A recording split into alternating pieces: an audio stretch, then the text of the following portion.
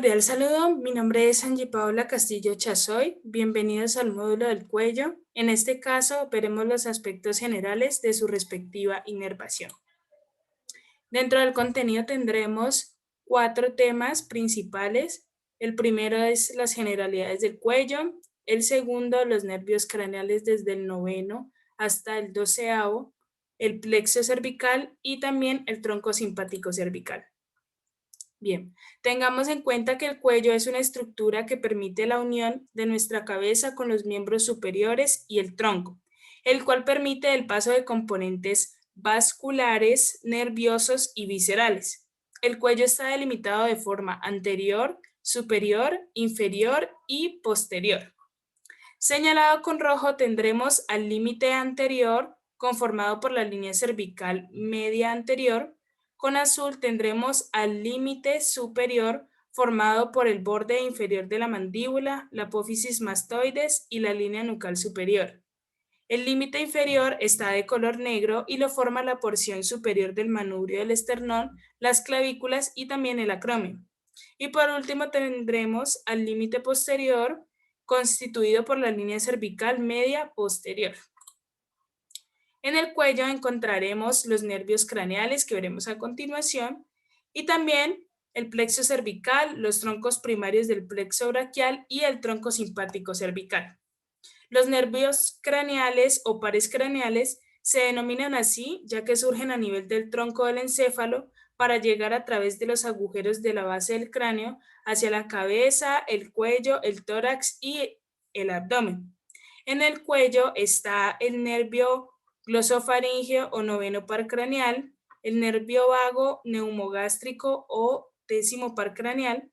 Tendremos también al nervio espinal o accesorio o también conocido como el onceavo par craneal, y por último tendremos al nervio hipogloso o el doceavo par craneal. El nervio glosofaríngeo o noveno par craneal es un nervio mixto que sale del cráneo a través del foramen yugular e ingresa en el espacio retroestilio, ubicándose por delante del vago y del nervio accesorio. Es el encargado de inervar al tercio posterior de la lengua y cuenta con fibras sensitivas encargadas de la propiocepción de los músculos de la deglución, y sus fibras nerviosas sensitivas intervienen también en la regulación de la presión arterial al estar presente en los varorreceptores, que se encuentran ubicados en nuestras arterias carótidas que monitorizan la presión arterial, y los quimiorreceptores encargados de monitorizar los cambios de gases de la sangre en el seno carotídeo. El cuerpo carotídeo es un quimiorreceptor sensorial situado cerca de la bifurcación carotídea, capaz de sensar los cambios de la presión en el oxígeno, los cambios de presión en el dióxido de carbono y también el pH, y traducirlos en señales nerviosas reguladoras de respuestas ventilatorias, circulatorias y también endocrinas. ¿Y por qué hablamos del cuerpo carotídeo en este nervio? Como ya lo habíamos dicho, el noveno par craneal es quien lo inerva mediante sus fibras y también algunos del nervio vago que veremos a continuación. El nervio vago o décimo par craneal es el nervio de más amplia distribución en el organismo. Pasa por el foramen yugular, ubicándose en el triángulo carotídeo, formando parte del paquete vasculonervioso del cuello.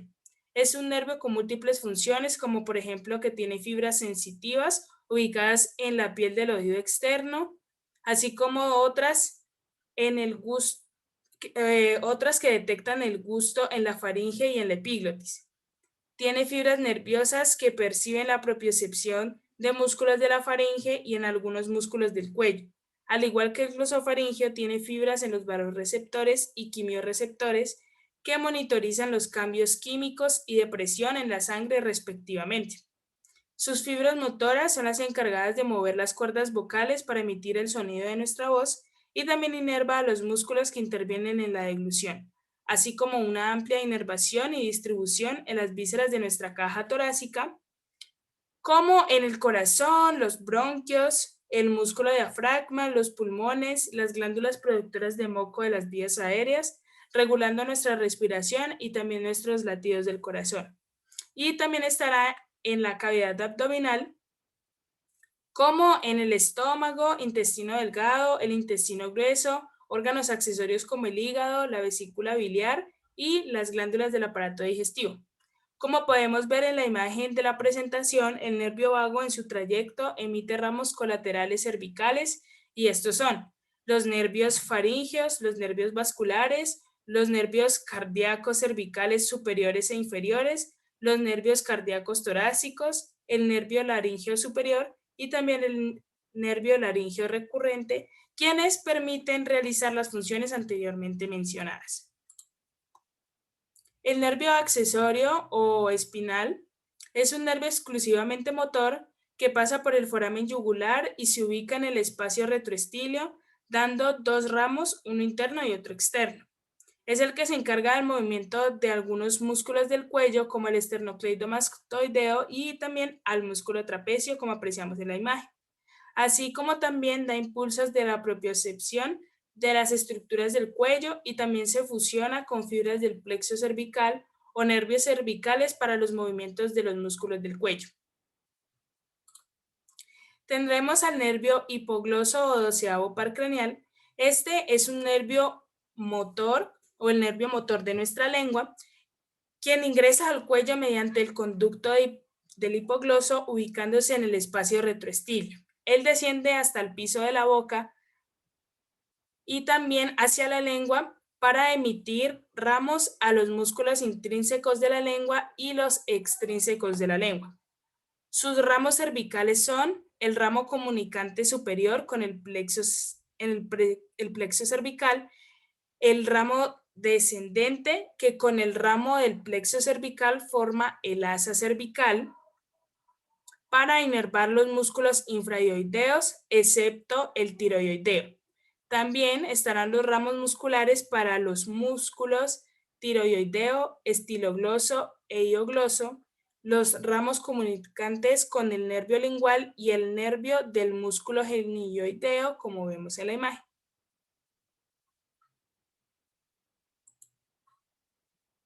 Llegamos al plexo cervical y tendremos que decir que el plexo cervical está formado por los ramos anteriores de los primeros 4 nervios espinales de C1 a C4. Se unen por delante de las apófisis transversas de las primeras vértebras cervicales formando 3 arcos. Medialmente estará limitado por los músculos paravertebrales y el paquete vascular. Lateralmente por el músculo elevador de la escápula y está cubierto por el músculo esternocleidomastoideo. El plexo se divide en ramas superficiales y ramas profundas. Las ramas superficiales se reúnen sobre el músculo esternocleidomastoideo para formar así el plexo cervical superficial, exclusivamente sensitivo. Recoge la sensibilidad de parte de la cabeza, de nuestro cuello y la zona alta del tórax, mediante los ramos sensitivos o cutáneos.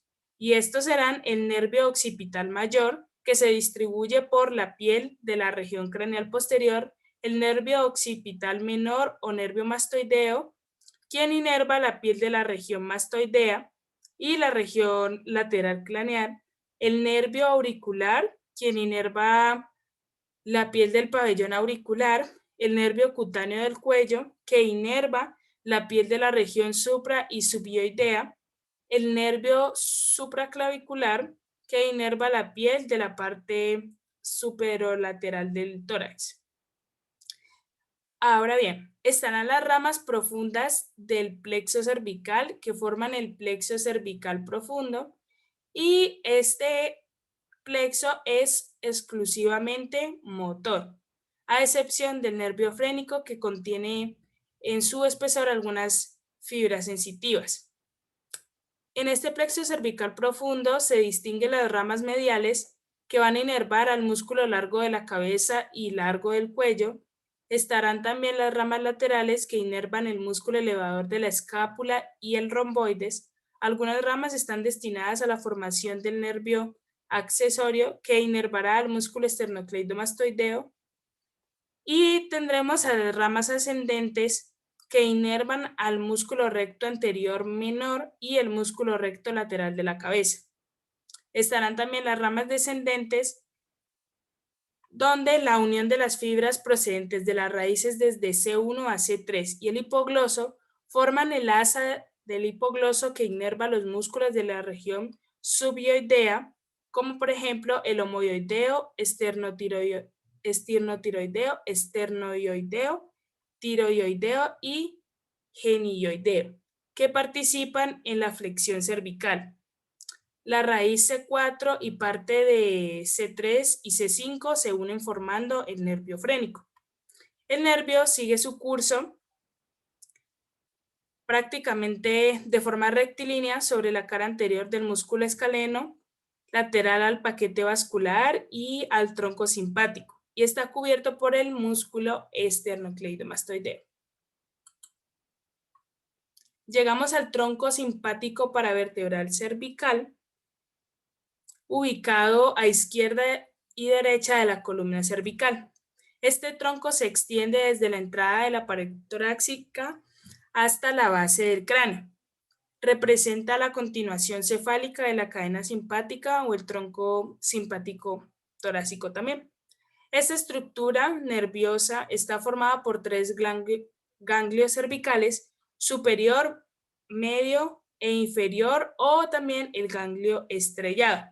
Se localiza en el cuello por detrás de la vaina de la arteria carótida interna y ventral a las apófisis transversas de las vértebras cervicales, y se encarga de la inervación simpática de la cabeza, del cuello y también la extremidad superior. Como lo mencionamos anteriormente, está compuesta por tres ganglios. El primero es el ganglio cervical superior, constituido por los tres primeros ganglios cervicales. Es el más voluminoso de los de esta cadena cervicotorácica. Mide entre 2 o 3 centímetros de longitud. Representa la unión de los cuatro primeros ganglios cervicales simpáticos. Está ubicado en el espacio subparotídeo posterior por delante de la segunda y la tercera vértebra cervical. Emite ramas para el par craneal, para el tercer par craneal, el cuarto par craneal, el sexto par craneal y la rama oftálmica del par craneal quinto. También da ramas que se introducen en el conducto pterigoideo, destinadas a las mucosas faríngeas y nasales, así como a la glándula lacrimal. También inerva a los vasos de la coroides y del iris y el músculo dilatador de la pupila por medio de estas ramas.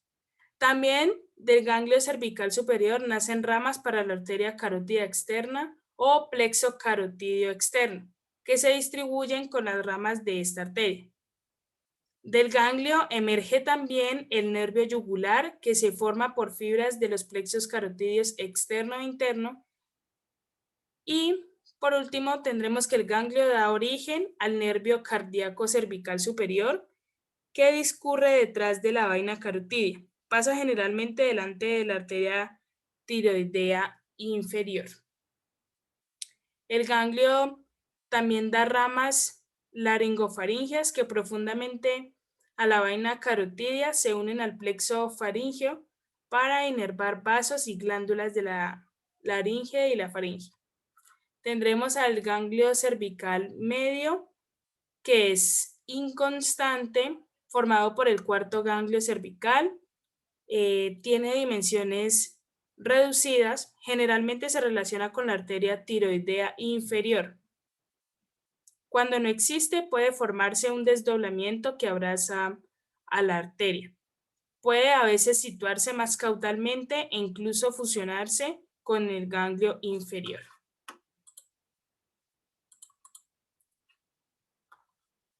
El ganglio cervical medio se sitúa a nivel del cartílago cricoides, que corresponde con el plano del tubérculo carotídeo de la apófisis transversa de la sexta vértebra cervical. Envía ramas a la arteria tiroidea inferior para la inervación de la glándula tiroides, ramas para los nervios laríngeos, ramas para la arteria subclavia y ramas para la arteria carótida primitiva. Da ramos musculares al músculo largo del cuello.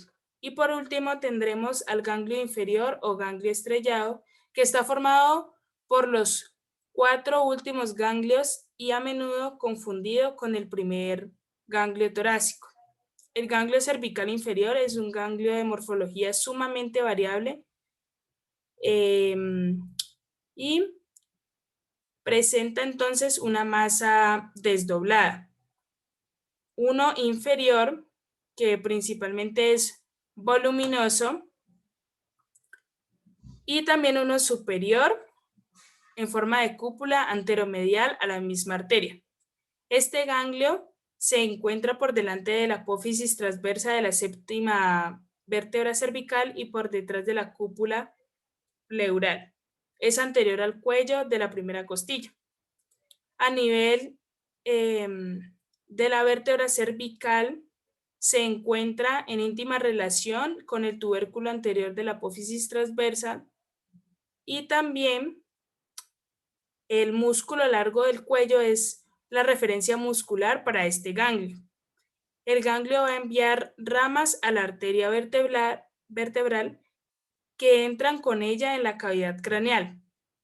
Y también de este ganglio va a surgir el nervio cardíaco cervical inferior, que al lado derecha queda detrás de la arteria subclavia. Aquí tenemos la bibliografía en la cual se basó toda la información para la realización de este video. Y por último les comparto esta imagen. Muchísimas gracias por la atención prestada.